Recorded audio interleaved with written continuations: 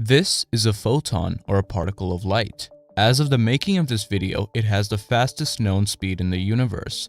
From the moment it's created, it travels at an astonishing 186,000 miles per second. At this speed, light is so fast that it could circle around the entire Earth roughly 7.5 times in just 1 second. But that's not the only reason why this particle catches the attention of physicists everywhere. The interesting thing about the speed of light is that it seems to be the cosmic speed limit. Even with our most advanced particle accelerators, we can only manage to accelerate matter to just under light speed. The idea of anything traveling faster than this speed is just impossible according to all known laws of physics, but that hasn't stopped some physicists from exploring the possibility that there may be a particle which can give the photon a run for its money. Is it currently impossible to reach and even exceed the speed of light? Well, a little something called a special theory of relativity answers this. According to special relativity, as an object moves faster, its mass will also increase when measured by a still observer. Now, at everyday speeds, this change in mass isn't really noticeable. But when we start approaching the speed of light, we find that an object requires significantly more and more energy to continue accelerating it because of its ever-increasing mass. In essence, the object's mass seems to approach infinity as it reaches light speed, meaning it would take an infinite amount of energy for the object to reach light speed. So, how do photons manage to do it then? The answer is the four-letter word mentioned earlier: mass. Nothing which has mass is capable of reaching the speed of light. Photons themselves have energy, but according to that famous equation from Einstein, mass and energy can be interchanged for one another, you might wonder. Well, yes, but it's important that you understand that the equation E equals mc squared was derived from this original equation, which also accounts for the fact that a particle's total energy is not just from its mass, but also its momentum, which is related to its motion. Since in the case of light, the mass is zero, the equation can be simplified to energy equals momentum times the speed of light. But doesn't an object need mass to have momentum? You see, light has a feature called wave-particle duality, where it can act like both a wave and a particle. What's interesting about the wave aspect of light is that it allows light to possess momentum without having any mass. To clarify this, let's take a look at the following example. Here we have a rope which is tightly held at both of its ends. If the rope is shaken at one end, a wave can be sent down the rope which can shake the other end. The rope in this case is transferring momentum through its wave motion instead of mass. Similarly, light's ability to act like a wave enables it to use just its motion to possess and even transfer momentum. Photons may not be the only particles in our universe that travel at light speed. Gluons, which are the massless particles that keep atomic nuclei together, could in theory travel at the speed of light. Let's not forget about gravity either. In previous videos, we talked about how gravity could consist of hypothetical particles called gravitons. Now, the mass of the graviton itself is a mystery.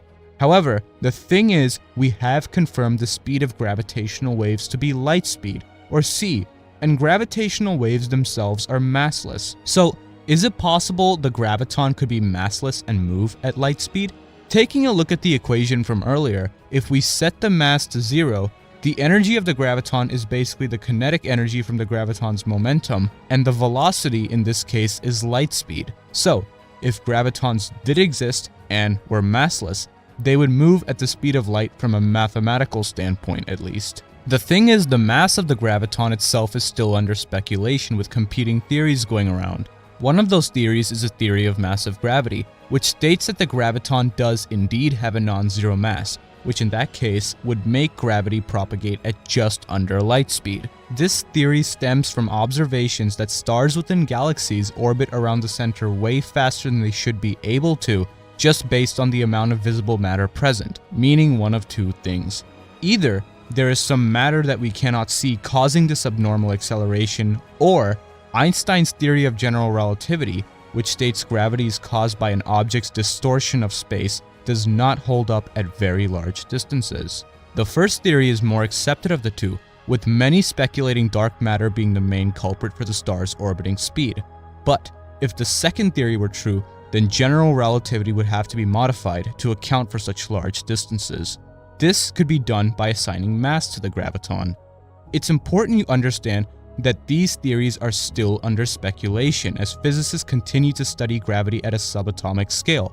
So there's still a lot we don't know yet about the existence and mass of gravitons and their place within our macroscopic understanding of gravity. The only thing left for us to do then is to look at the million-dollar question you're watching the video for. Is there anything out there that could move faster than light? Well, in 1967, the physicist Gerald Feinberg discussed a hypothetical particle called the tachyon, which theoretically moved faster than light. So, how on earth does this even work? Let's take a look at this equation. This equation relates the energy of a particle to its speed as it approaches light speed. Now, let's set the velocity v to be greater than c and solve for mass. The mass of the tachyon is imaginary, and the energy and momentum of the tachyon are decreasing functions of the velocity, meaning tachyons speed up as they lose energy, in contrast to normal matter which gains energy as it speeds up. This means tachyons may not be able to be brought to rest within the frame of an observer who is traveling slower than light speed. So basically, the proper length and lifetime of these tachyons are also imaginary and unobservable. The faster than light speeds that these tachyons travel at also open up interesting paradoxes involving time. Pretend that this axis represents space and this axis represents time. Now pretend we had a tachyon which was generated and then moved through space, and 3 observers, A, B, and C respectively, who witnessed this. Observer A, who is standing still and watching the tachyon, perceives the tachyon traveling forward in time as it propagates through space. Then we have observer B, who is moving in the same direction as the tachyon. Well, for B, the tachyon would only exist in the moment, as it appears to be traveling at a near infinite speed and disappears into infinity in the exact same moment. Now, let's say observer B was traveling a little faster in the same direction as the tachyon. Well, it would then seem like the tachyon is traveling back into the past. This is what observer C's point of view is. So, whose observations are correct in this scenario? The crazy thing is all 3's point of view are equally valid. But how can this be? When it comes to dealing with time at faster than light speeds, you are entering a whole new world of physics that can't just be summed up in a few seconds. In fact, what we just entered will blow your mind as we come face to face with what we perceive as the impossibles of time.